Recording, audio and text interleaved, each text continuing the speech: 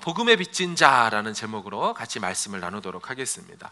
오늘 본문 1장 14절에 보면 화면을 보여주십시오. 이렇게 말합니다. 헬라인이나 야만인이나 지혜 있는 자나 어리석은 자에게 다 내가 빚진 자라. 여러분, 내가 누구예요? 지금 바울이죠. 바울이 지금 빚져 있다라고 합니다. 헬라어 오페이레테스라는 이 단어는 채무자, 의무자, 빚져 있는 사람 얘기합니다.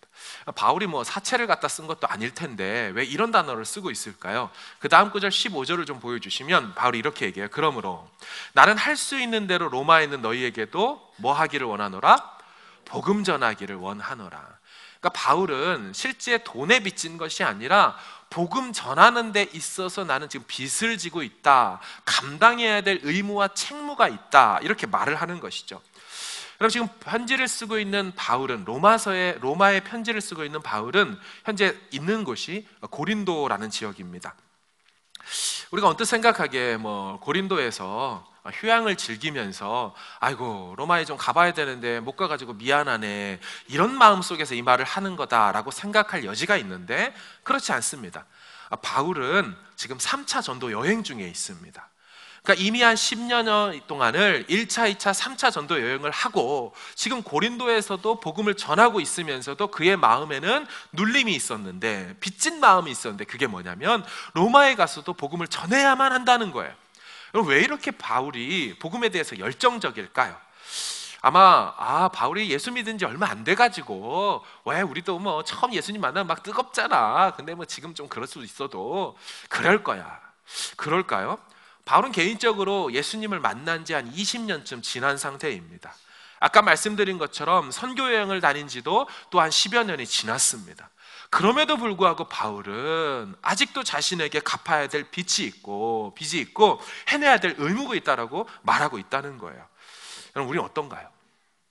우리에게도 바울과 같이 갚아야 내야 될 어떤 빚이, 특별히 복음에 빚진 그런 것이 있을까요?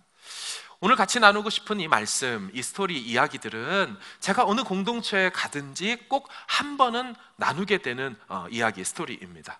여러분, 역사를 어떻게 나눕니까? 세상에서 BC와 AD로 이렇게 나누곤 하지요. BC라 하면 Before Christ 해서 예수님 오시기 전을 말할 때 얘기를 하고, AD라고 하면 라틴어로 아노 도미니 해서 우리 주님의 해다, 우리 주님이 오셔서 은혜가 시작된 해다, 그래서 AD라고 얘기를 하죠. 세상에서는, 일반 학문에서는 CE와 BCE라고 이렇게 나눕니다. Common Era하고 Before Common Era. 그래서 일반 연대로 그걸 바꿔서 BC와 AD로 부르기를 요즘 학계에서는 싫어하지만 역시나 역사는 BC와 AD로 나뉘어져 있습니다. 어릴 적에 제 기억에 집에 걸려있던 달력 혹은 어떤 상점에 가서 봤던 달력 중에 이런 게 있었어요. 서기 몇 년이 아니라 단기 몇 년. 여러분, 단기가 무엇입니까? 단군이 이 우리나라를 건립한 이래로, 고조선을 건립한 이래로 몇 년이 지났다를 설명하고 싶은 게 단기라는 계산법 아닙니까? 그래서 예수님이 오시는 BC와 AD 그때가 단기 2333년이라고 말하죠. 그래서 그런 달력 보면 그때로부터 2019년이 지났으니 2333년 더하기 2019년을 합해버리면 단기 4352년이 나옵니다. 그러면 4352년 하면 5000년이 좀 안 되잖아요. 그래서 우리 역사를 뭐라 그래요? 반만년의 역사라고 말하죠. 만년이 안 되는, 5000년이 조금 안 되는 역사, 바로 단군의 자손들, 그런 개념에서 역사를 카운트한 것이 단기 몇 년. 자, 그럼 우리 복음적으로 우리 시대를, 우리나라를 어떻게 봐야 할까요? 선교사님이 우리나라에 들어오신 지 얼마나 됐을까요? 최초로 들어오신 선교사님을 우리는 언더우드와 아펜젤러 선교사님으로 알고 있습니다. 이 화면에 나타나는 이 언더우드 선교사님, 언제 들어오셨냐면, 이 연도가 중요한데요, 요거 하나는 좀 외웠으면 좋겠습니다. 따라서 합시다. 1885년. 다시 한번 1885년 4월 5일. 뭐라고요? 1885년 4월 5일. 4월 5일 하니까 식목일 때 오셨나 보다. 아니요, 식목일이라는 제도가 생기기 전이었죠. 1885년은. 그때는 식목일이 아니고 부활절 주일 아침이었습니다. 역사적인 순간이죠. 부활절 주일 아침에 최초의 선교사가 이 조선 땅을 밟게 되었다는 것이죠. 그래서 우리는 1885년부터 지금인 2019년까지 135년의 기독교 역사를 가지고 있습니다. 비록 150년도 되지 않은 130년 조금 넘은 중반의 역사를 갖고 있지요. 길지 않은 것이지요. 여러분, 예수님이 이 우리나라에 오셨을 때, 예수님이 이 땅에 오셨을 때 이 우리나라는 역사적 상황이 어땠을까요? 예수님이 오시는 그때로부터 57년 전에 신라라는 나라가 태동되었습니다. 또 예수님 오시기 37년 전에 고구려라는 나라가 태동되었고요. 예수님 오시기 18년 전에 백제라는 나라가 태동되었습니다. 그러므로 예수님이 공생의 사역을 다 마치고 십자가상에서 달려서 너희는 모든 민족에 가서 복음을 전하라, 다 이루었다 라고 말하는 그때에 우리나라는 삼국시대에 접어들었습니다. 복음이 들어오지 않았다는 것이죠. 예수님의 명령하는 그 대상 안에 모든 민족 중에 한 민족으로서 우리의 민족들이 속해 있었긴 했지만, 예루살렘과 땅끝까지 가라고 할 때 그 땅끝에 우리나라도 있었지만, 우리는 복음을 듣기에는 그로부터 1850년이라는 세월이 흘러야만 비로소 지금부터 135년 전에 복음을 들었다는 것이죠. 여러분, 한국 드라마와 사극을 볼 때 어떤 모습이 나옵니까? 몇 년 전에 육룡이 나르샤라는 그런 드라마 사극이 있었죠. 조선 건국을 다루니까 지금부터 약 672년 전의 사건을 다뤘던 것입니다. 여러분, 조선이 1392년도에 개국을 하고 그로부터 200년이 정확히 지난 1592년도에 임진왜란이 터집니다. 그러고 나서 2010년도에 사극 동의를 우리는 이 땅에서 받고요. 그로부터 3년 뒤에 2013년도에 장희빈, 장옥정을 보게 되었지요. 아무리 사극을 봐도 우리는 복음이 들어왔다, 혹은 그 사극 속에 집사님, 목사님, 장로님을 만나지 못하죠. 왜요? 예수님께서 2000년 전에 가라고 하셨지만 그로부터 1850년이나 지나서 복음이 들어왔기 때문이죠. 우리나라 역사를 좀 보겠습니다. 우리나라는 고려라는 그 이름을 중요하게 여기고, 실제적으로 우리나라의 영어 이름도 코리아라고 한 건 고려라는 그 이름 때문에 그렇죠. 고려는 서기 918년도에 국호를 정하게 됩니다. 그전에는 어떤 일이 있었습니까? 신라가 삼국을 통일했습니다. 하지만 통일 신라가 저물어 가고 후백제가 일어나고 후고구려가 일어나지만 여전히 또 저물어 갑니다. 그래서 918년도에 왕건이 고려라는 나라를 세우고 그로부터 18년 정도 지난 936년도에 드디어 모든 걸 통일해서 고려라는 나라를 세우게 되지요. 그래서 우리나라 이름이 코리아가 되었고, 태국에 가면 우리나라 이름을 까오리라고 부르고, 유럽에 가면 꼬레라고 부르는 게 바로 고려라는 이름 때문이지요. 그럼 우리나라의 영적인 상황은 어떨까요? 고구려의 소스림 왕이 372년도, 고구려입니다. 예수님이 승천하시고 그러고 나서 복음이 막 퍼지지 않습니까? 로마 그쪽에는요. 그러다가 AD 300년대가 되면 콘스탄틴 대제가 수많은 종교 중에 기독교도 믿어도 된다라고 공인을 하고, 그의 아들이 300년대 말에 이제 로마의 국교는 기독교이다라고 선언하는 그쯤에 372년도에 고구려 소수림 왕 때 불교가 이 나라에 들어오게 되죠. 우리나라에 들어오게 되죠. 그리고 나서 고구려 시대가 지나고, 또 고구려 시대 지난 후에 또한 고려 시대까지 되어도 계속 불교가 영향을 미치죠. 고려 시대는 어떤 정책을 썼냐면 숭불 정책을 썼습니다. 불교를 숭상하는 그런 정책을 쓴 것이죠. 하지만 고려가 망하고 1392년도에 위화군 사건으로 태조 이성계가 결국 조선이라는 나라를 세우게 되면서 나라의 정책이 바뀌죠. 어떻게 해요? 숭불 정책에서 숭유 정책으로 유교를 섬기게 되어지죠. 나라 전체가. 그래서 조선왕조 500년에 해당되는 세월을 보내면서 우리나라는 500년의 제사문화 속에 살게 되는 것입니다. 생각해 보십시오. 소수림 왕 때로부터 지금까지 약 1600년 동안 불교의 문화가 흐르고 있고, 조선 시대가 시작된부터 지금까지 약 500년간의 제사 문화가, 유교 문화가 쩌들어 있으며, 반만년 저변에 흐르는 무속신앙, 샤머니즘, 이와 같은 것들이 나라를 지배하고 있는 영적 상황 속에 우리 민족은 한 번도 하나님의 이름을 부르지도 못하고 그냥 없어져 버릴 뻔했던 그런 나라였습니다. 그런데 지금부터 135년 전에 선교사님을 보내주셨다는 거예요. 여러분, 너무 감사한 거 아닙니까? 혹시 우리 중에 그냥 정신 차리고 보고 어릴 적에 졸졸 쫓아가 보니 어머, 교회였네? 저 그래서부터 교회를 다녔어야 하시는 분이 계십니까? 아니면 어릴 적에 우리네 할머니나 할아버지가 예수 믿는 분이어가지고 나도 모르게 교회를 다니기 시작했던 분이 계십니까? 증조부나 혹은 멧돼손으로 예수님을 믿었던 분이 있습니까? 여러분, 너무너무 어마어마하게 감사한 그런 지금 시대를 우리가 살고 있는 것입니다. 1850년 동안 복음을 못 들었는데 짧은 135년 안에 우리 윗대로 3대, 4대, 5대째 예수를 믿고 있다? 그리고 저 위에 조상의 누군가가 선교사님을 만나서 복음을 들었다? 어마어마한 복인 거죠.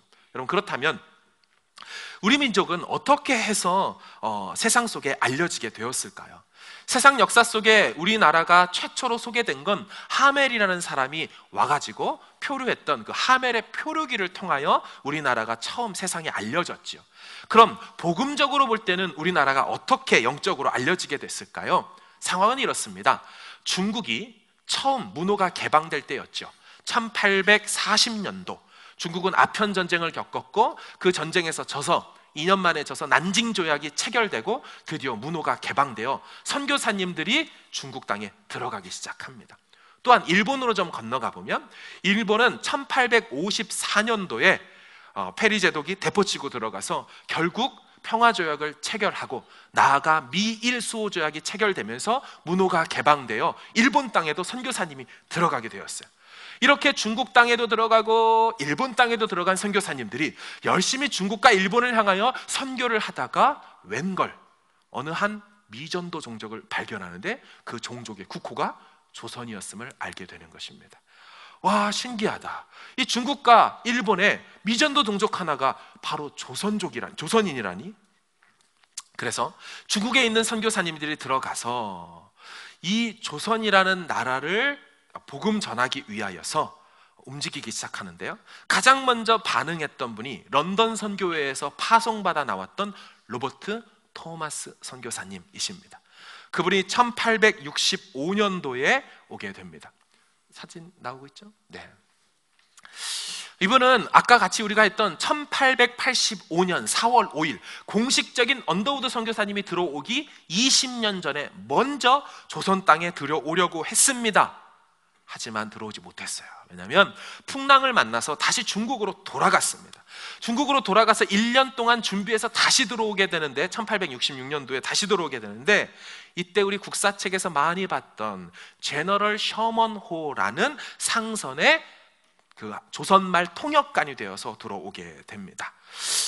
이분은 다시금 중국에 갔을 때 이 조선에 말은 조선말을 쓰지만 언어로서 쓰고 있는 것은 중국말도 쓰여진다는 것을 통한다는 것을 깨달아요. 그래서 중국어로 된 한문 성격을 그분이 들고 들어오게 되지요.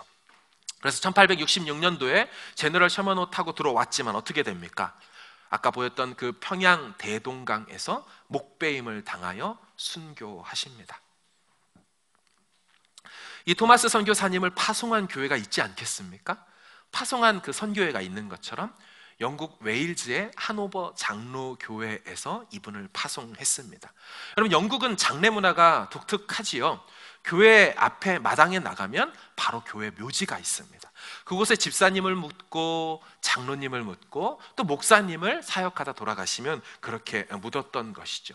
한 선교사님이 이 로버트 토마스 선교사님에 대해서 궁금해서 찾아가다가 이 하노버 장로교회에 방문하였습니다. 그 정문 앞에 가보니까 바로 토마스 선교사님 묘비가 있는 것입니다. 이분의 묘비를 찾았다 싶어서 자세히 봤더니 라스네임이 똑같을 뿐 이름이 달랐다는 것을 깨달았죠. 그리고 이름을 잘 읽어봤더니 웨일즈 하노버 교회 담임 목사님 무덤이셨습니다. 그러니까 담임 목사님의 아들이 27살의 나이로 조선 땅에 와서 평양 대동강에서 순교하셨던 것입니다. 그로부터 20년쯤 지나 아버지 담임 목사님께서 1884년도에 그 묘지에 아들과 함께 묻혔던 것이죠. 20년간 아들을 가슴에 품고 아마도 목회하셨을 것입니다. 한 300명밖에 되지 않은 작은 교회, 웨일즈 하노버 교회, 우리나라를 위해서 눈물로 기도하셨습니다. 자신들이 파송한 선교사님, 곧 자신들의 교회 담임 목사님의 아들, 그 아들이 비록 목배임으로 죽인 민족이었지만 언젠가는 그 순교의 피가 헛되지 않을 것을 바라보며 그 민족을 위해서 계속해서 기도하고 기도했습니다. 여러분, 그 기도의 응답으로 어떤 일이 이루어지냐면 존 로스 선교사님과 맥킨타이어 선교사님이 이 조선 땅으로 들어오게 됩니다. 그러나 문이 닫혀 있습니다. 여러분 아시는 것처럼 조선 땅이 처음부터 문이 열려 있었습니까? 어떠한 정책이 있었죠. 그 정책이 뭡니까? 흥선대원군의 쇄국 정책이었죠. 확 하고 틀어막아서 아무도 못 들어오게 하고 외적의 침입을 막는 것이 우리나라의 살 길이다라고 생각해서 선교사님들은 들어오지를 못했던 거예요. 들어오지 못하고 발만 동동 구르면서 중국 땅에 혹은 일본 땅에 그렇게 머물고 문 열리기만을 기다리고 있었죠. 그때 중국의 한 지역, 고려문이라는 지역이 있습니다. 화면을 보시면 이 고려문은 중국에 나아가 우리 조선 사람들이 물건 장사를 했던 그런 광장, 그런 곳이었습니다. 이곳에 수많은 사람들이 드나들면서 물건을 팔게 되었죠. 여기에 조선인들이 온다라는 것을 알고 선교사님들이 그곳에 가서 복음을 전했습니다. 이때 복음을 듣고 조선인들이 예수님을 영접하게 되죠. 그렇게 예수님을 믿었던 사람이 백홍준, 이성학, 이응찬, 김진기라는 사람인데요, 화면에 보시는 저분이 백홍준이라는 사람으로 지금 말씀드린 4명이 우리나라 최초의 세례교인입니다. 그 세례교인 중에 한 분이 저분인데 나중에 저분이 최초의 우리나라 교역자로서 사역하시게 되었습니다. 그리고 나서 서상윤, 서경조 형제들을 만나게 되었고, 이 두 형제들은 특별히 언어적으로 발달된 감성이 있어 언더우드 선교사님이 저분들을 만나 저분들과 함께 한글 성경을 번역하기 시작하죠. 그리고 저분들과 함께 최초의 교회를 세우게 되는데 그 교회가 바로 소래교회라고 되어 있습니다. 여러분, 이게요 우리나라가 정말 축복받았다는 증거입니다. 여러분, 우리 민족에게는 글이라는 게 있었습니다. 뭐 글 있는 게 뭐 그렇게 대단한 건가. 여러분, 세종대왕이요 한글을 만들었습니다. 화면을 빼주셔도 되고요. 여러분, 아프리카에 가보면 만민구 종족, 윌러프 종족, 퓰라 종족, 선교사님을 그렇게 오라고 조르는 졸라 종족이라는 종족도 있습니다. 그래서 다양한 이런 종족들이 있는데, 문제는 뭐냐면 선교사님들이 가보면 이 종족들에게는 말은 있는데 글이 없는 거예요. 그 말들을 그들의 말들로 써낼 수 있는 글이 없는 거예요. 그래서 선교사님들은 뭘 해야 되냐면 가서 그들과 함께 살면서 그들의 말을 배우고 그 말을 듣고서 뜻을 파악한 다음에 만국 공통 언어나 혹은 그 알파벳으로 된 발음기호 이런 것들을 통하여서 이 말을 글로 만들어 줘야 됩니다. 그럼 그 글을 또 이들에게 가르쳐 줘야 되고, 그 글을 가지고 성경을 번역해야 되고, 그 번역된 성경을 그들에게 손에 쥐어줘서 그 성경을 자민족 언어로 읽게 함으로 비로소 복음이 들어가도록 해줘야 되는데, 이게 1, 2년 안에 되는 게 아니에요. 10수년이 걸릴 뿐만 아니라 세대에 걸쳐서 비로소 성경이 번역되는 것인데요, 게다가 그런 아프리카 그런 곳은 모슬렘 지역 아닙니까? 모슬렘 지역의 특징은 뭐냐면 여자들에게 공부할 수 있도록 기회를 주지 않습니다.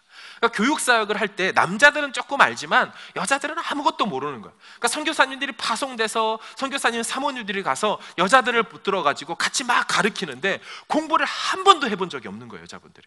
그러니까 뭘 가르쳐주면은 막 조금 가르쳐줬는데 막 머리 아프다고 하는 거예요. 그럼 머리 아프다니까 두통 있다 그러니까 아스피린 하나 먹입니다. 그리고 다시 공부를 시켜요. 그러면 10분 공부하고 50분 쉬고 10분 공부하고 50분 쉬고 거꾸로잖아요. 원래 50분 공부하고 10분을 쉬어야 되는데 이분들은 공부를 해본 적이 없으니까. 그러니까 막 여선교사님들이 막 가르치다가 막 속이 복장이 터져가지고 선교국에 막 뛰어들어와가지고 막 냉수를 벌컥벌컥 마시면서 순다 돌이야 돌 막 이러면서 선교의 어려움을 막 토로하면서 지냈던 거죠.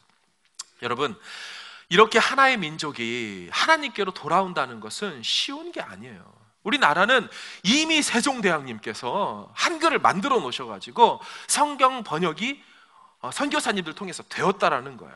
여러분, 또한 성경 번역할 때요, 문화라는 장벽이 있지 않습니까? 아프리카의 세네갈의 그 감비아라는 지역에 가면요, 모래밖에 없어요. 돌이 없는 거예요. 이게 뭐가 문제냐면 모래밖에 없으니까 막 자기들끼리 싸울 때도 막 모래 던지면서 싸우는 거예요. 근데 잘못 던지면 바람에 자기가 뒤집어져가지고 싸울 때 막 자기가 맞기도 하고요.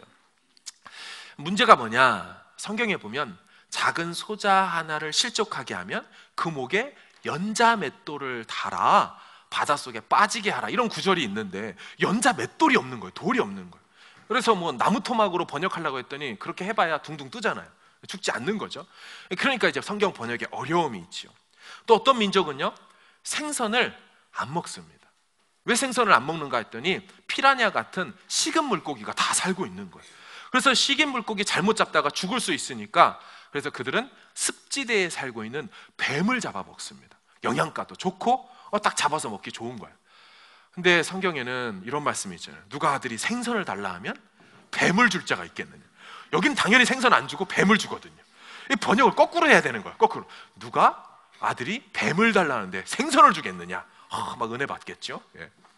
여러분, 우리나라는요, 글이 만들어져 있어요. 게다가 이 이수정이라는 사람이 있었어요. 이 이수정이라는 사람은 어떤 사람이었냐면, 우리나라가 그 농법의 기술이 부족해요. 그러니까 이 농법 기술을 배우기 위해서, 여러분 역사 쪽에서 보셨어요? 신사유람단이라고? 그 신사유람단의 한 일원이 되어서 이수정 씨가 어디로? 일본으로 가서 쯔다센이라는 박사를 만납니다.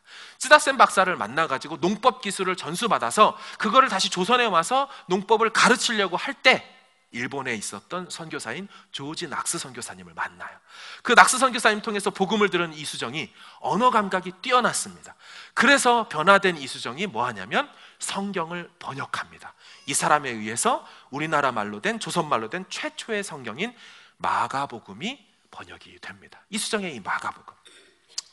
그래서요, 언더우드 선교사님이 1885년 4월 5일 날 대한민국에 올 때 태평양을 건너오다가 일본에 잠시 멈추는데, 일본에서 저 이수정을 만나게 되고 이수정이 번역한 마가복음을 들고 조선 땅에 들어오게 되었다라는 거예요. 여러분, 이건 대단한 축복된 장면입니다. 선교사님 중에 그 어떤 2000년 기독교 역사 중에 자민족 언어로 된 성경을 이미 번역된 채로 외국 선교사가 들어가게 되는 경우는 전무후무하기 때문입니다. 아까 말씀드린 대로 들어가서 말을 배우고 들어가서 언어를 배워서 글 만들어져서 하는데 시간이 오래 걸리는데, 우리도 지금 성경 번역 선교회가 있잖아요. 그런데 이미 번역된 성경을 갖고 들어온다? 어마어마하죠. 그래서요, 우리 대한민국, 그러니까 이름 전에는 뭐였어요? 조선이었잖아요. 이 조선이라는 나라가 독특하게 2000년 기독교 역사상 없는 일들이 일어났기 때문에 우리 선교 역사가들은 뭐라고 불렀냐면 조선이 아니고 추즌이다. 무슨 얘기인지 아시겠어요? 추즈, 선택하다잖아요. 선택된 민족이라 그래서 조선이라고 발음하지 않고 추즌이라고 발음을 했다는 거예요. 그 정도로 특별한 민족, 하나님께서 예비하신 바가 너무너무 많이 있는 그런 민족, 그렇게만 보여졌던 게 바로 조선이었죠. 선교사님들이 흥분하기 시작했습니다. 왜냐하면 중국과 일본에 온 조선 유학생들도 다 전도를 해놨어요. 그들이 예수 믿어서 막 세례자가 나와요. 이 사람들이 뭐예요? 다 현지인 사역자잖아요. 그분들 입장에서 보면 이 조선 현지인 사역자들도 준비되어 있어요. 성경도 번역되어 있어요. 이제 문만 열리면 들어가려고 막 준비하고 있었어요. 그래서 선교사님들이 이 같은 정보를 본국 그 선교국에 파송교회에 편지를 보냅니다. 우리가 발견한 미전도 종족이라는, 조선이라는 종족을 위해서 여러분 좀 기도해 주십시오. 여러분, 이 정보를 듣고 미전도 종족 하나가 있다는 소식을 듣고 기도하던 사람들이 있어요. 기도하던 교회들이 있었어요. 여러분, 우리는 우리끼리 예수 믿다 끝나버릴 수가 있습니다. 그런데 이분들은 달랐습니다. 멋진 분들이죠.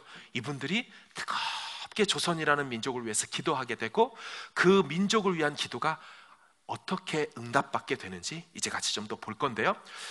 1882년도였습니다. 조선과 미국이 조미 수호 통상조약이 생기게 됩니다. 한미, 그리고 한도, 한너, 그다음에 한불, 한영, 계속해서 수호조약이 체결되면서 드디어 문호가 개방되면서 그 선교사님들이 대기하고 있다가 막 쏟아져 들어오게 되었습니다. 여러분, 우리가 못 간다면 기도라도 해야 되지 않을까요? 이런 사람들을 일컬어서 세계를 품은 그리스도인이라고 말하는 것입니다. 조선의 정보가 본국에 들려지고 여러 조약 체결 때문에 그들도 우리에게 들어왔지만 이 조선에 있던 사람들도 외국으로 나가는 사람들이 생기게 되었습니다. 한번 생각해 보세요. 나가는데 어떤 옷을 입고 나갔겠어요? 갓을 쓰고 두루마기 도포를 입고 그렇게 나갔던 것이죠. 1882년도에 나간 거예요. 그렇게 나갔던 사람 중에 미국의 기차 안에서 가우처라는 목사님을 만나게 됩니다. 저 가우처라는 목사님을 만났던 사람은 오른쪽에 있는 민영익이라는 사람이죠. 혹시 역사를 좀 아시는 분은 민영익을 누군지 아실 겁니다. 근데 이 민영익이라는 사람이 대한민국 최초의 뉴요커인 거 아십니까? 뉴욕에 제일 먼저 가셨어요, 이분이요. 그래서 저 가우처라는 목사님을 만난 거예요. 근데 딱 봐도 희한한 드레스 코드를 갖고 있는 사람 만난 거잖아요. 그러니까 가우처 목사님 만나가지고 신기하니까 목사님이라서 역시 특이한 종족을 발견해서 묻습니다. 당신은 어디서 왔고 당신의 나라는 어디고 막 관점을 가지고 물어보다 보니까 복음을 들어보지 못한 나라일 뿐만 아니라 자신의 나라인 미국과 한미 수호조약까지 체결됐다는 걸 아는 거예요. 그래서 가우처 목사님이 이 소식을 듣고 뭘 했냐면 자기 교회에 가서 성도들에게 이 사실을 알립니다. 여러분, 오늘 내가 한 민족을 발견하게 되었는데요, 조선이라는 미전도 종족입니다. 이 민족이 우리나라와 조약이 체결되었다는데 언젠가는 선교사님이 필요하지 않겠습니까? 헌금이 필요할 것 같습니다. 이렇게 헌금을 독려해서 성도님들과 함께 헌금을 모금해서 이걸 가지고 자신의 교단 선교국에 올립니다. 그런데 선교국이 조선이라는 나라를 모르는 거예요.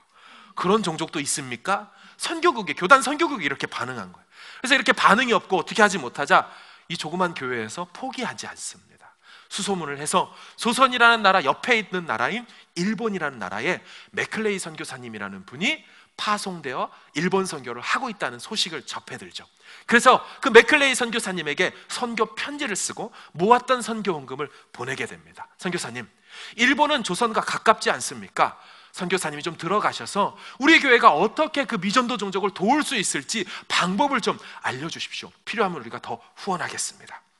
맥클레이 선교사님이 1884년 6월에, 그러니까 아까 말씀드린 1885년 4월보다 한 10개월 더 빨리 이 조선 땅에 들어와서 놀랍죠, 고종 황제를 만납니다. 그리고 고종 황제를 만나서 두 가지 윤허를 받아냅니다. 첫 번째 윤허는 이것이었습니다. 황제요, 저는 일본에서 사역하는 선교사입니다. 그런데 일본에서 제가 사역하다 보니까 콜레라라는 전염병이 있습니다. 이 콜레라라는 전염병이 한번 감염되기 시작하면 2만 명, 3만 명 죽는 것은 아무것도 아닙니다. 조선도 언젠가는 이 전염병에 감염될 위험이 있으니 이들을 치료할 수 있는 사람이 미국 의사들인데, 선교사들, 그들을 조선 땅에 들어올 수 있도록 허락하셔서 대비하십시오. 두 번째 요청은 이것입니다. 그들이 들어와 봤자 말이 통하지 않으니 3명의 통역사들을, 일본에서 활동하는 조선인들 통역사들을 보내겠습니다. 이들도 같이 받아주십시오 라고 황제에게 말해서 고종 황제가 두 가지 윤허를 허락해 줍니다. 여러분, 우리는 지금 What's going on 하면 뭐하고 있어 라고 다 알아듣지만 그 당시에는 What's your name? 이거 하나라도 알아들었겠습니까? 그래서 고종 황제가 고민하다가 이것을 허락해 주지요. 그래서 맥클레이 선교사님이 다시금 본국에다 요청합니다. 선교국이요, 이와 같은 일을 할 수 있는 의사들을 좀 보내주십시오. 여러분 생각해 보세요. 누가 2억 마일리 한 달 넘게 배 타고 태평양을 건너와야 되는 이곳에 무슨 돈을 벌겠다고 안 믿는 의사들이 오겠어요? 어쩔 수 없이 믿는 의사들이 그것을 하나님께서 나를 부르신 소명으로 알고 그분들이 건너오신 것입니다. 이때 장로교와 감리교를 통틀어서 가장 먼저 반응했던 선교사님이 미국 장로교 존 헤론이라는 의사 선교사님이십니다. 이분이요, 선교국에 선교 지원 서류를 제출하고 장로교 선교국에 합격을 받습니다. 그래서 태평양을 가장 먼저 건너와서 중간에 또 어디를 들리냐면요, 일본에 들려서 누굴 만나겠어요? 이수정을 만나요. 그래서 이수정을 만나서 뭐 하냐면 한국말을 배우기 시작합니다. 들어갈 그 나라에 대한 한국말을. 그럼 이 존 헤론이라는 선교사님은 어떤 분이었냐면요, 테네시 종합의과대학을 수석으로 졸업한 아주 머리가 뛰어나신 분이고요, 그걸 졸업한 다음에 전공 일을 하기 위해서 뉴욕 의과 전문대학 들어가서 다시 공부를 해서 전공의 전문 의사가 됩니다. 그런데 이분이 일본 땅에 와서 이수정에게 한국말, 조선말을 배우면서 이렇게 고백했습니다. 감동을 했죠. 이 민족은 참 우수한 민족이다. 얼마나 대단한 민족인지 어떻게 그렇게 꼬꼬대, 꾀꾀, 꿀꿀까지 다 쓸 수 있는 이런 멋진 글을 갖고 있는 그런 민족이 있는가. 그렇죠. 여러분, 오잉 오잉 하면은 미국말은 그게 끝이거든요. 이게 돼지 울음소리. 근데 우리는 꾀꾀, 꼴꼴 뭐 이런 다양한 표현을 의성어로, 의태어로 다 표현할 수 있잖아요. 그래서 이분이 막 조선말을 배우면서 막 감동하다가 이제 들어오려고 하는데 그만 언더우드 선교사님보다 늦게 들어와요. 왜 그러냐면 1884년 12월 4일 이 조선 땅에 큰 일이 일어나죠. 바로 갑신정변이라는 게 일어납니다. 바로 김옥균이라는 사람이 급진 개화파로서 나라를 뒤집어서 바꾸겠다라고 하다가 그만 밖에서 볼 때는 우리 조선 안에 내전이 일어난 거예요. 쿠데타가 일어난 거예요. 이 사실을 알고 미국에서 급히 전보를 칩니다. 그래서 헤론 선교사님께 말하죠. 지금 들어가지 마라. 지금 선교지에 내전이 일어나서 지금 정부가 흔들리고 있다. 그죠? 우리도 그래서 못 들어가시는 분들 있고 뛰쳐나오는 분들도 있잖아요. 피신하는 분들.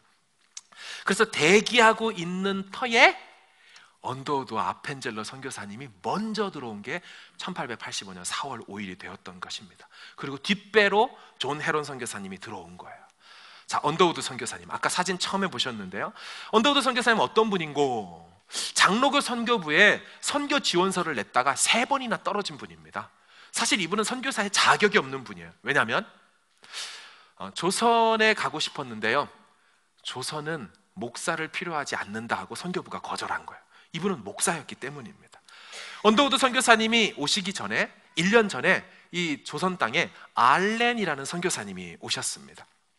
이 알렌이라는 선교사님은 아까 언급했던 갑신정변 때 민영익이라는 사람이 있었죠. 최초의 뉴요커라는 사람. 우리 갑신정변 보여주실까요? 있습니까? 없으면 넘어갈게요. 네. 그래서 이 민영익이라는 사람이 갑신정변 때 쿠데타 막 이거에 이렇게 관여했다가 어떤 일이 일어나냐면 목에 칼을 맞습니다. 근데 칼을 맞아가지고 목 뒤로 30cm가 들어가 버립니다. 혈맥이 끊어진 거예요. 여러분, 한의학에서 이걸 고쳐낼 수 있을까요? 혈맥이 끊어진 걸 아예? 안 되잖아요. 이 알렌이라는 선교사님이 들어와 있을 때 이 민영익이라는 사람을 고쳐서 3달 만에 완치시킵니다. 근데 이 민영익이라는 사람은 친척이 누구예요? 명성황후 민비잖아요. 그러니까 명성황후의 조카를 치료해주자 명성황후가 너무너무 감사해서 이 알렌 선교사님에게 10만 양을 하사합니다. 10만 양을 받아들고 알렌 선교사님이 고민하다가 이렇게 말하죠. 이 땅에 병원을 세우고 싶습니다. 그래서 그 돈으로 세운 병원이 광해원입니다. 최초의 서양식 병원이 이렇게 세워진 것이죠. 이렇게 알렌이라는 선교사님이 광해원에서 일하고 있을 때 밀렌도르프라는 사람이 온다 그래서 폴크 공사가 나아가 인천 제물포항에서 딱 맞아뜨릴 때 그때 언더우드와 아펜젤러가 들어옵니다. 그런데 그들이 들어오는 것을 공사가 막아섭니다. 이유는 이것이었죠. 당신들 목사 아니냐. 게다가 언더우드 너는 목사인데다가 아펜젤러 아내까지 부부랑 결혼해서 같이 들어오니까 안 그래도 외국인 안 들어오게 하는데 지금 뭐예요? 여자까지 들어오니까 이걸 싫어하고 거절했던 것이죠. 그때 이 광해원에서 의사로서 사역하고 있었던 이 알렌이 제물포로 급히 뛰어가가지고 폴크 공사를 설득합니다. 아이고, 그게 아니고요, 이 언더우드라는 사람 우리 병원에 꼭 필요한 사람입니다. 목사가 무슨 필요가 있냐? 아니, 그게 아니고요, 병원에서 일하다 보면 약봉지를 좀 싸야 되는데 이래서 약봉지 TO로 들어오게 됩니다. 그 언어가 되는 약봉지 TO 할 사람이 보조가 필요한 거니까 들어온 거예요. 그래서 언더우드 선교사님이 이와 같은 우여곡절 끝에 이 대한민국 땅에 탁 들어왔어요. 근데 선교를 바로 할 수 있는 것이 아니잖아요. 나라가 어렵고 상황이 어렵고, 그때 너무 힘든 나머지 그때의 상황을 이와 같이 일기로 써놓은 것이 있습니다. 하나님, 우리가 태평양을 어떻게 건너왔는지 그 사실은 기적만 같습니다. 나무 한 그루 자라지 못한 황무한 이 땅에 우리를 옮겨와 심으셨는데 아무것도 안 보입니다. 조선 사람의 속셈도 조정의 내심도, 가마를 타고 다니는 여인을 영영 못 보면 어쩌나요? 우리를 양귀자, 서양 귀신이라고 놀려만 됩니다. 하나님, 그러나 언젠가 이 민족이 하나님을 우리와 함께 찬송할 그날까지 나는 인내하며 참겠습니다 라고 그렇게 글을 쓰셨죠. 그리고 6월 21일 날, 한 2달쯤 지나 존 헤론이라는 선교사님이, 의사 선교사님이 조선에 들어오게 되고, 이전에 광해원에서 아까 사역했다는 알렌이라는 선교사님은 다시 떠나가게 되고, 그 병원을 새로 들어온 헤론 선교사님이 맡아서 을지로 이가에 광해원에 이어 제중원이 이와 같이 세워지게 되는 것이죠. 이 병원이 이후에 세브란스 병원이 되는 것입니다. 이렇게 만난 언더우드 선교사와 저 제중원에서 사역하는 존 헤론 선교사님은 서로 선교 동역자였습니다. 서로 나이도 같았지요. 함께 운동도 하지 않았겠습니까? 그래서 미국에서 했던, 서양에서 했던 테니스도 하고 한국의 어떤 스포츠 하나를 최초로 전파하게 되는데요, 그 스포츠가 바로 야구였습니다. 이분들이 야구예요. 이렇게 보급했어요. 지금 보시는 저 사진의 저 장면은 황성 YMCA 야구단 실제 당시의 멤버들입니다. 다음 장면을 보여주시면 저분들이 야구를 열심히 해서 원정 경기로 갑니다. 첫 번째 원정 경기는 일본으로 갔습니다. 얼마나 비장하게 찍었는지 좀 보십시오. 일본이랑 지금 야구를 한다니까. 그래서 이때의 사건과 스토리 때문에 만들어진 영화까지 있으니 YMCA 송강호 씨가 주연한 영화까지 만들어졌던 것이지요. 이와 같은 야구를 보급한 선교사님의 얘기를 듣다가 한 선교사님의 가슴이 뜨거워졌습니다. 그래서 흥분해가지고, 내가 아프리카 갈 건데 나는 아프리카에 족구를 보급할 거라고 족구가 축구보다 더 뜰 거라고 막 확신을 가지고 파송받았다는 얘기도 있습니다. 어쨌든 이렇게 들어오신 선교사님들끼리 테니스도 치고 막 땀을 뻘뻘 흘리면서 그렇게 운동을 하고 있는 그 모습을 본 조선의 양반들이 물끄러미 쳐다보며 이렇게 말했다고 하죠. 저렇게 힘든 일은 종사서 해도 되는데 운동을 종사서 해도 되는데 스포츠를 이해할 리가 없었던 것이죠. 여러분, 한 선교사님과 한 교회 이야기를 좀 드리고 싶습니다. 캐나다에 글렌비엘이라는 교회가 있었어요. 캐나다 글렌비엘 교회는 주일학교 학생 하나가 있었네요. 그 아이와 또 어머니도 그 교회에 같이 다니고 있었습니다. 그런데 주일학교에 우리도 지난달 3월 달에 선교사님 한 분이 와서 우리 유초등부 아이들에게 선교사님 얘기를 들려줬잖아요. 그것처럼 이 아이에게 선교사님 사역을 예배 때 주일학교에 들려줬어요. 그런데 이 아이가 그 말씀을 듣고 선교사가 되겠다는 비전을 꿈으로 품습니다. 그래서 열심히 준비해서 신학 공부를 딱 마쳤는데 웬걸, 공부하고 나니 세상이 목사 선교사를 원하지 않는다는 것을 깨달아 버렸어요. 그래서 이분이 고민하다가 신학 공부를 한 다음 무슨 공부를 하냐면 의대에 들어가서 의과대학에 진학을 하게 되는 거죠. 그리고 의대를 졸업한 후에 뉴욕으로 가서 실습을 하게 됩니다. 이분의 이름이 윌리엄 제임스 홀이라는 분이에요. 그래서 뉴욕에서 열심히 실습을 하고 있었는데 그 뉴욕 병원에 같이 실습하러 온 한 자매를 만납니다. 그 자매의 이름은 로제타라는 자매였습니다. 같이 실습하는데 이 제임스 홀이라는 형제가 얼마나 성실하고 열심히 실습을 하는지 시간이 나면 신앙인이기 때문에 뉴욕의 빈민가와 할렘가에 가서 긍휼사역과 구제사역, 그 의료사역을 막 하는 거예요. 그것을 바라보고 있던 로제타 자매에게 저 형제가 참 괜찮다 하면서 점점 좋아하는 마음이 들고 있었어요. 그런데 이게 웬일이에요? 이 제임스 올 형제는 그 뉴욕 병원에 실습하러 문을 여는 순간 로제타 자매를 보고 가슴이 턱 하고 막혔다는 거 아닙니까? 보는 순간부터 좋아하고 있었다는 거예요. 근데 여러분, 그렇게 같은 근무지에서 일을 하다 보면 사람이 필이라는 게 있잖아요. 그래서 이 제임스 올 형제가 눈치를 챕니다. 아, 나만 좋아하는 게 아니고 이 로제타 자매도 나를 좋아한다는 것을 알게 돼요. 그래서 가서 용기를 내요. 고백을 합니다. 좋아한다고. 그런데 단박에 거절당합니다. 거절한 이유가 무엇이냐? 내용이 사실은 이렇습니다. 아까 말씀드린 재중원에서 사역한다는 존 헤론이라는 조선에서 의료사역하는 그 선교사님이 있었잖아요.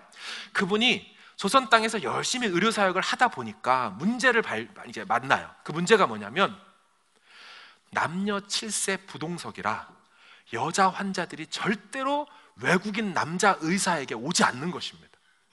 와가지고는 같이도 앉지 않을 뿐더러 어디가 아프다라고 환부를 보여줘야 되는데 속살을 보이겠습니까? 뭐 이렇게 저고리를 벗어야 되겠습니까? 할 수가 없잖아요. 그러니까 죽으면 죽었지 그냥 아예 안 오는 거예요. 그래서 남자 의료 선교사인 헤론 선교사님이 본국에 요청을 한 거예요. 선교국이요. 사역을 하는데 여자 의사가 필요합니다. 여자 의사 선교사를 좀 보내주십시오라는 말을 전했고, 그걸 선교국에서 정보를 흘리자, 보내주자 그 정보에 반응했던 자매가 로제타 자매인 거예요.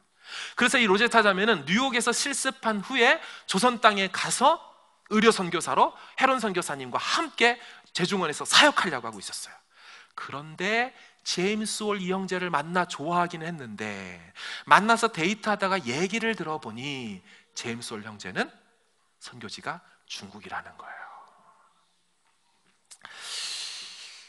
그런데 이 선교지가 달라서 가지 못하는 상황을 말은 못하겠고, 그래서 로제타 자매가 말합니다. 당신이랑 같이 교제할 수 없습니다. 우리 헤어져요 라고 하면서, 사실은 제가 몸이 너무너무 약해서 못합니다. 근데 사실 이분의 인생을 보면 완전 건강하셨습니다. 그런데 선교지가 달라서 그 말을 그렇게 했던 것이죠. 근데 제임스 홀 형제가 너무너무 성실맨이에요. 계속 프로포즈하고 계속 다가오니까 더 이상 거절하지 하다 못해 솔직히 얘기합니다. 우리 선교지가 다릅니다. 제임스 홀 형제가 이렇게 말하죠. 알았다. 먼저 들어가 있어라. 그리고 자매를 먼저 떠나보낸 후에 제임스 홀 형제는 선교국 목사님들을 찾아다닙니다. 저요, 선교지 좀 바꿔주면 안 돼요? 저 중국 말고 조선으로 가면 안 돼요? 막 설득하고 설득해서 우여곡절 끝에 그 선교국에서 바꿔줍니다. 선교지를. 그래, 너 조선 가라, 조선 가라, 조선 가라.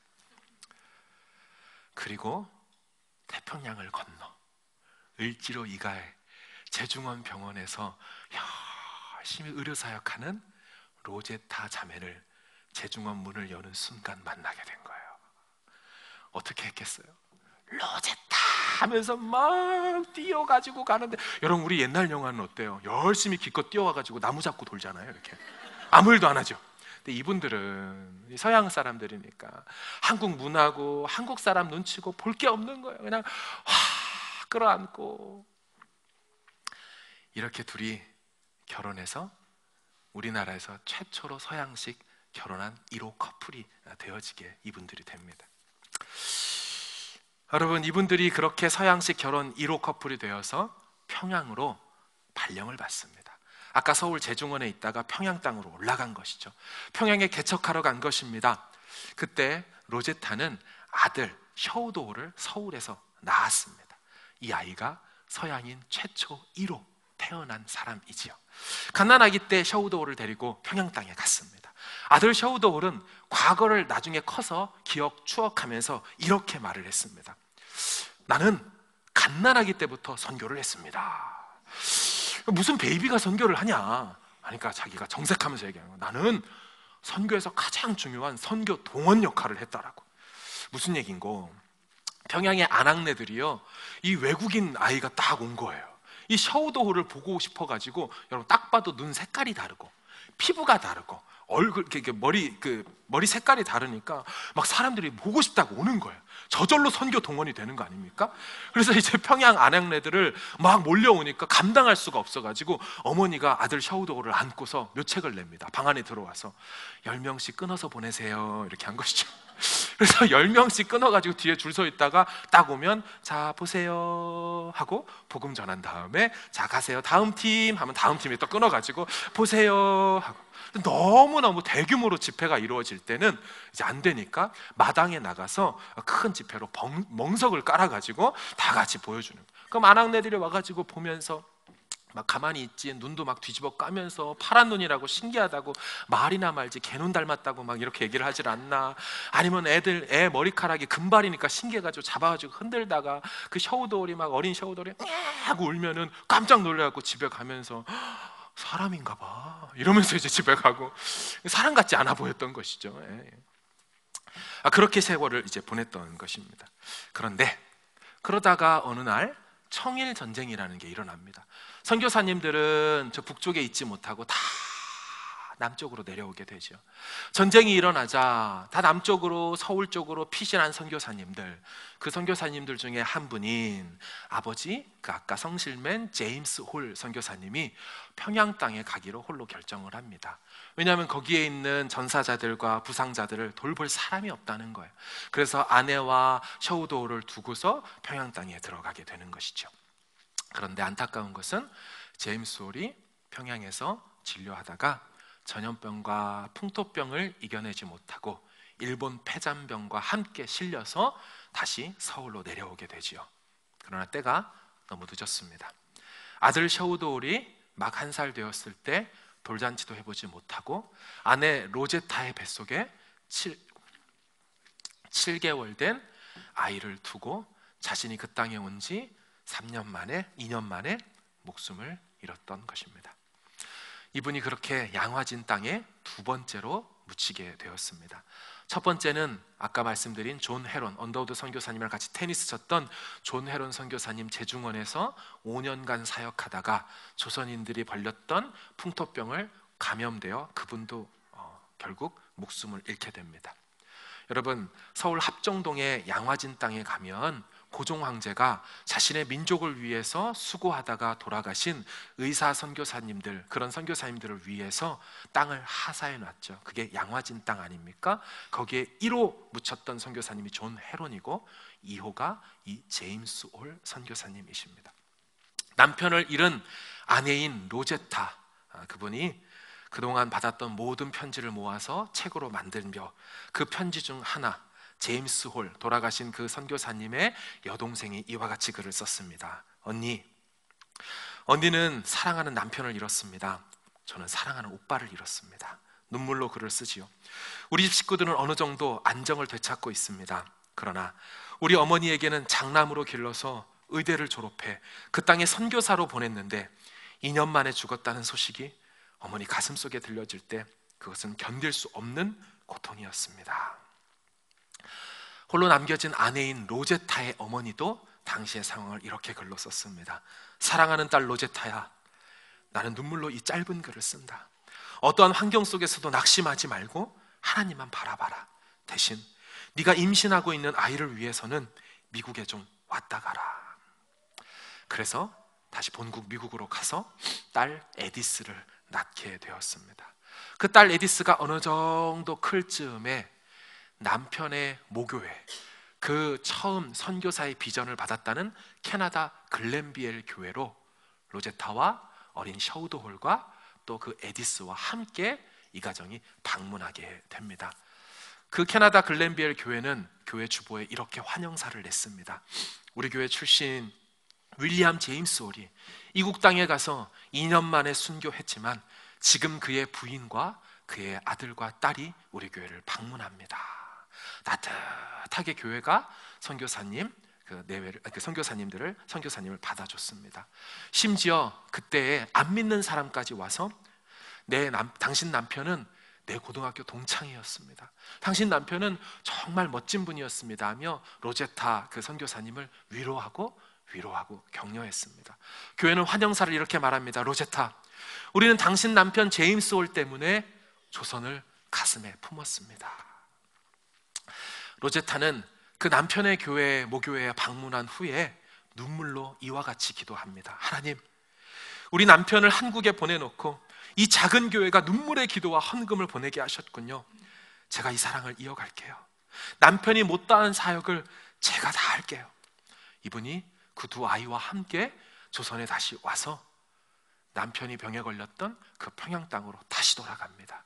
그곳에서 병원을 세우게 되죠. 그러나 로제타의 사역 중 가장 큰 고통은 남편의 죽음이 아니었습니다.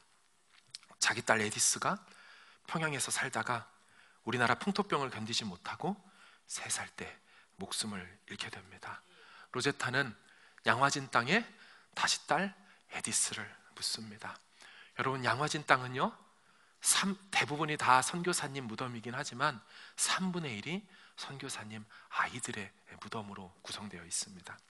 그때 자기 아들 셔우도우를 가슴에 끌어안고 아내이자 어머니인 로제타는 이렇게 울면서 기도합니다. 내 남편이 하늘나라에 가고 내 사랑하는 딸도 하늘나라에 갔지만 내 아들 셔우도우라고 나는 이 땅을 절대로 포기하지 않고 이 아들과 나는 끝까지 이 민족을 섬기게 도와주세요. 그리고 84세까지 많은 사역을 이루어 가셨습니다. 평양에 병원을 세우셨어요. 동대문 앞 2대 부속병원을 이분이 세우시고 3대 병원장을 지내십니다. 인천 기독병원을 이 로제타 선교사님이 세우셨어요. 우리나라의 특수교육을 가장 먼저 시작하신 분이 이 선교사님이세요. 맹인을 위한 점자 이분에 의해서 우리나라에 시작됐습니다. 최초의 맹아학교 이분이 세우셨어요. 최초의 농아학교 이 로제타 홀로 된 이 여인 이 선교사님 때문에 세워졌어요. 최초의 외국인 학교도 이분 때문에 세워졌어요. 최초의 어린이 병동도 이분 때문에 세워졌어요. 경성 여자 전문 의과대학 이분이 세웠는데요, 후에 고려대 의대가 되었습니다. 로제타 선교사님은 그렇게 울면서 같이 이렇게 돌아온 이 조국 땅에서, 이 조선 땅에서 치료하던 중 한 달쯤 지났을 때에 어떤 사건 하나를 만나게 되지요. 15살 된 소녀가 있었어요. 그 소녀는 어릴 적에 화상으로 인하여 손가락 3개가 이와 같이 붙었습니다. 이것을 떼어낼 수 없고 또한 이렇게 손가락이 불구가 되었기 때문에 15살 그 당시로 본다면 결혼 정년기 아니겠어요? 근데 부모님들이 가문의 수치라고 여기면서 이 딸을 시집도 못 보내고 있었어요. 그래서 로제타 선교사님이 이걸 안타까이 여겨서 손가락 분리 수술을 시도해 주는데 이걸 분리하면 여기가 피부가 없어지잖아요. 그래서 피부 이식 수술을 얘기를 해줍니다. 설명을 해도 못 알아듣죠. 그런 일이 가능할까 두려워만 합니다. 그래서 로제타 선교사님이 자기 피부를 떼어서 그 아이에게 이식 수술을 해줍니다. 이 얘기를 듣고 이화학당에 다녔던 말썽꾸러기 여자아이가 감동을 받아서 자기 피부도 이식해서 이곳에 이식을 해줍니다. 그래서 딸아이의 손가락이 분리수술이 잘 되었고 이 사실에 너무너무 감사했던 그 15살 여자아이의 어머니가 감사한 마음에 자신의 손가락으로 다시 감사의 혈서를 그 당시 표현으로 써서 내립니다. 한 번도 이런 은혜를 경험하지 못했던 이 조선 땅에 이 선교사님 한 분의 모든 인생을 녹여내고 그 사랑을 보내었던 그 은혜로 조금씩 한반도에 복음이 흘러가게 되었던 것이죠. 아들 셔우도홀에게 이런 일이 있었습니다. 그 아들이 자라 10대에 자신이 너무너무 좋아하던 조선 한국 이모가 그만 병에 걸려 죽게 되는데요, 그 병이 결핵이었습니다. 그래서 너무너무 사랑하는 이모를 잃게 된 이 10대의 셔우도홀이 울면서 하나님께 이렇게 고백합니다. 하나님, 우리 이모 데려간 이 결핵, 나 이 결핵 이 땅에서 다 퇴치하고 싶습니다. 나는 다시 미국으로 돌아가 결핵 전문 의사가 돼서 이 땅에 돌아올 것입니다 라고 비전으로 소명으로 외치고 정말로 본국으로 돌아갑니다. 미국에 건너가서 의대에 들어갔어요. 정말로 결핵 전문 의사가 돼서 아내 메리안 선교사와 의사 선교사와 결혼해서 다시금 어머니가 사역하고 있는 이 조선 땅에 와요. 황해도 해주에서 결핵 전문 의사로 사역을 합니다. 여러분, 이분에 의해서 결핵 요양서가 세워졌고, 이분에 의해서 크리스마스 실이 우리나라에 시작됐고, 이분에 의해서 결핵협회가 우리나라에 생기게 된 것입니다. 그런데 1940년도 일제치하가 계속될 때에 일본과 미국이 태평양 전쟁을 일어날 때 한국 땅에 있는 모든 선교사들을 다 추방시켰습니다, 일본이. 그래서 이 샤오도올 선교사님도 그 사역을 하다 말고 어떻게 되냐면 본국으로 돌아가야 되는데, 그 돌아가는 길에 본인은 돌아가지 않고 인도에 가서 계속 계셨습니다. 그때 인도에서 책 하나를 쓰는데 닥터 홀의 조선 회상이라는 책을 썼습니다. 그 조선 회상은 샤오도 홀, 그 제임스 홀 돌아가신 분의 아들이죠. 이 샤오도 홀 선교사님이 어릴 적에 평양에서 어머니와 함께 복음을 전했던 이야기, 자전거 타고 놀았던 이야기, 사람들로 자기를 쳐다봤던 이야기, 외국인 전문학교 생겨갖고 다녔던 이야기, 비전을 갖고 꿈을 갖고 미국에 가서 의과대학에서 공부할 때 누가 학비를 대줍니까? 엄마는 여기 와 계시는데. 그 후로 동생도 없잖아요. 에디슨은 죽었고. 그래서 의학 전문 의사로 계속 공부하던 중에 학비가 없어져서 그 한복을 입고 고무신을 신고 돌아다니면서 자신이 경험했던 조선에서의 이야기들을 집회하고 간증하고 있을 때, 그 간증을 듣던 분 중에 한 분이 다가와서 울면서 내가 네 아버지 통창이라고 하면서 그 의료 공부하는 학비를 대어줬던 이야기들, 그런 것들을 조선회상이라는 그 책에 담아놨어요. 이 샤오도홀 이 선교사님이 모든 선교를 마치고 캐나다에 돌아가서 밴쿠버에서 은퇴하고 지내던 어느 날이었습니다. 그때 기록했던 그 영어책, 김동열이라는 한국 학생이 도서관에서 발견합니다. 그래서 그 책을 보고 읽고 깜짝 놀랍니다. 아니, 이분이 이런 사역을 하셨구나. 이분의 가족이 이와 같이 살아가셨구나. 그래서 눈물로 김동열이라는 학생이 그 조선회상을 번역합니다. 번역한 책은 출판되었고, 이 출판된 책을 한국의 결핵협회 회장이 보게 되고 깜짝 놀라죠. 우리 결핵협회가 어떻게 시작됐는지 몰랐는데 이런 식으로 시작되었다는 것을 알고, 이 결핵협회 회장이 혹시 이분들이 살아계실까? 샤오도올 선교사님과 그 아내 메리안 선교사님이 살아있을까 해서 수소문합니다. 살아계시다면 90이 넘었겠구나, 돌아가셨겠지. 살아계셨어요. 그래서 이분들을 만나서 이분들을 대한민국 땅에 초청해 오는 게 1984년도였습니다. 그래서 오셔서 서울에 있는 광성고등학교에서 이분을 강단 위에 세우고, 기독교 학교 아닙니까? 왜요? 아버지 제임스 홀 선교사님이 세우셨던 학교였거든요. 그 아버지가 세운 그 학교에서 아들이 은퇴한 선교사가 되어 다시 만나 그 학생들에게, 교직원들에게 채플 시간에 간증을 하게 됩니다. 이 선교사님의 간증의 마지막 이야기는 이와 같이 끝납니다. I still love Korea. 저는 여전히 한국을 사랑합니다.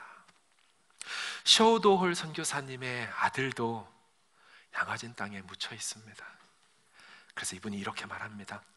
내 아들이 묻혀 있는 곳, 내 여동생 에디스가 묻혀 있는 곳, 우리 아버지가 묻혀 있는 곳, 내 사랑하는 어머니 로제타가 묻혀 있는 곳, 그 양화진 땅에 나를 데려가 주세요. 그 묘비를 어루만지며 한없이 울며 이 노구의 선교사님이 이렇게 말합니다. 내가 죽으면 아버지의 고향 캐나다에도 묻지 말고, 어머니의 고향 미국에도 묻지 말고, 내가 태어난 곳, 내가 자란 곳, 나의 생애를 다 드린 나의 조국 땅에 나를 묻어주십시오. 나는 인도의 추방당에 갔을 때도 단 하루도 잊지 않고 기도했던 나의 조국 땅에 나를 묻어주십시오.